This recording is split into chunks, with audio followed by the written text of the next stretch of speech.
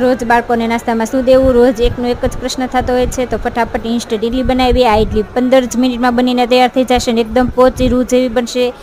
તો એક વાસણમાં 1 કપ રવો, અડધી ચમચી મીઠું, એનાથી ઓછા સોડા, 1.5 કપ જેટલી છાશ એડ કરીએ. ખાટી અને ઘાટી છાશ લેવાની. ઘાટી છાશ ના હોય તો દહીં થોડું લેવાનું. એક જ ડાયરેક્શનમાં 2 થી 3 મિનિટ માટે હલાવી લેશું. વાટકીમાં ફરતું તેલ લગાડી દઈએ. બનાવેલા બેટરમાં 1 ચમચી તેલ એડ કરી પાછું 1 થી 2 મિનિટ માટે હલાવી લેશું. એક જ ડાયરેક્શનમાં હલાવી લેવાનું એટલે એકદમ મસ્ત આથો આવી જશે. તો વાટકીમાં એડ કરી દઈએ. ઉપર મરી પાવડર નાખી દઈએ. ઢોકળીયામાં મૂકી દેશું. 15 મિનિટ માટે આપણે કૂક થવા દેશું.